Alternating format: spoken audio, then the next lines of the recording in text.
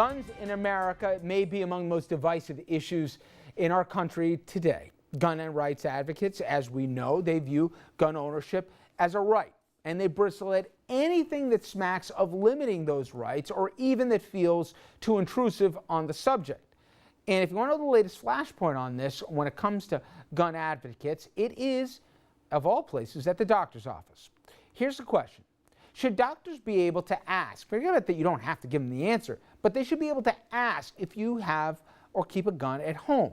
Now, doctors do ask so that they can provide safety and prevention tips the same way they do about things like smoking, diet, sex lives, and how babies sleep. But gun lovers in Florida complain that doctors shouldn't even be allowed to pose the question about guns. And in 2011, the state passed the so-called Docs versus Glocks bill, banning doctors from even asking. And last week, a conservative majority federal appeals court, they upheld that law, which was challenged, to, quote, protect patient privacy, saying there is no legitimate health reason to ask patients about guns. But, at least from the doctor's perspective, many, if not most, disagree, with one pediatrician's group now encouraging its members to intentionally violate that law and continue to ask patients about gun ownership. And Andrew, we had this conversation when you threw it out there as a topic tonight. When you first said it, I said, well, wait a minute, why is it, I'm there, take my blood pressure, check my temperature. Why are you asking me if I got a gun at home? What's it your business? And you said? Well, again, it's not, first of all, you don't have to answer the question. You can tell the doctor where he can go stick his question if you want to. You can lie to the doctor if you want to. And the only reason that the doctors would be asking in the first place is, as you mentioned, so that, if your doctor asks you how you're eating and you tell him that you're eating Kentucky Fried Chicken 5 nights a week, the doctor can say, that's really not healthy for you. Here's the potential health consequences. Here's what you might want to do instead. If you have a gun in the house, they will ask you, do you have gun locks? And encourage you to have gun locks. Do you keep the gun stored away from kids in a locked area? And they'll tell do you you keep why, it unloaded? Right? And they'll give you the statistics as to and it's a health prevention measure on their part because doctors, as we know, like to give you tips on how to stay healthy. And from their standpoint, keeping the gun securely locked up at home is a safety issue, and so it's a health issue, and so it means fewer visits to the You have fought many times over privacy rights and about where you view infringement, where it encroaches on those rights, and basically a libertarian perspective, the live and let live and stay out of my business.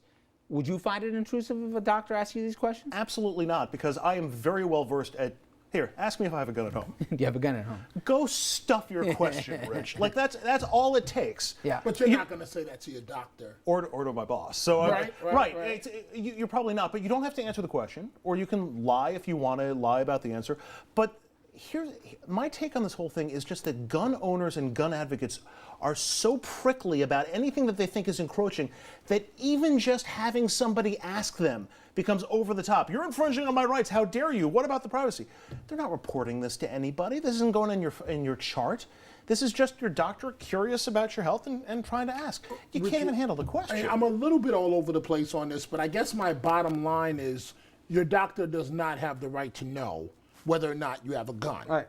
But with that said, a pediatrician just might, as Andrew articulately laid out here, because if there's a child in the home, you may want to issue a warning as a doctor. And I agree with Andrew, gun owners, they have gone just too far with this. If you just touch the subject, it's a violation. You're against the Second Amendment.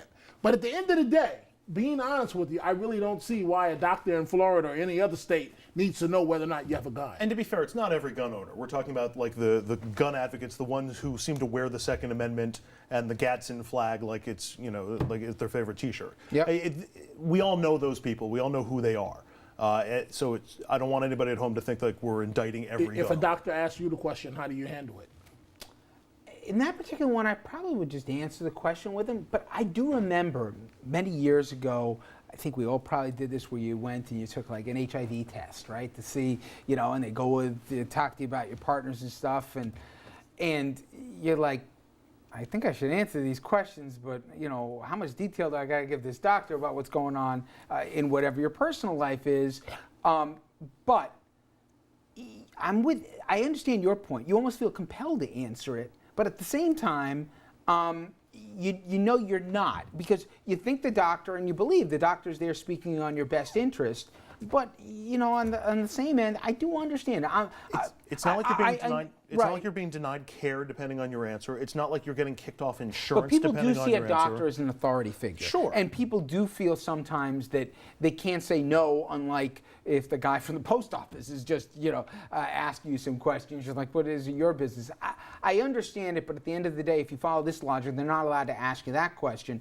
Then they're not allowed to ask you questions about diet or about if you smoke or how much sun you're getting or whatever else, you know, that we all assume people know, but a lot of people don't know, you know, and so... We're talking about questions. I mean, that you're afraid to hear the question, I think is something of an indictment on where you are in terms of how you feel about the issue.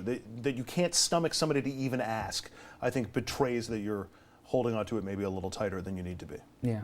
But I remember 20-something years ago when everyone was like, you gotta take the, you know, test, whatever, it's before you got married or whatever, and there was, you know, the questions that the docs would ask, and I'm like, Jesus, man, this is pretty personal and invasive at the same time. But you knew they were asking because they couldn't give you the best answer unless they knew everything. So, And because it could be life and death. Yeah. It could be a life and death issue. Yeah, and you know what? So could having a gun. all right, I understand where you folks at home could be divided on this one because, like Dom, I'm a little conflicted. But go to Facebook and Twitter and sound off on the question here tonight. What do you think? Should your doctor be barred from asking you about whether or not you keep a gun in the house? We're going to get to those comments in tomorrow's program. But when we come back, we're going to bring in our legal panel. Self-defense or murder? We head to Michigan, where the prosecution is resting in the case surrounding the shooting death of this young unarmed teen here that you saw a second ago, and the shooter, the man sitting trial right there in front of you. And again, what role will race play in this trial? And should the alleged shooter, should he take the stand? We'll hear what our legal panel has got to say after this. But before we do, I want to take you live to Washington. And Andrew, you got better eyes than I do. It's continuing still. I mean, the time's gone by, but there's still not enough votes in to call this thing 201 to 181 right now. We're going to have an answer on this vote in the next few minutes. It looks, though, that this thing's going to pass. More Republicans haven't, so the president will be sued, at least coming out of the House. Where that goes, probably not too far. All right, our legal panel straight ahead. Stay with us.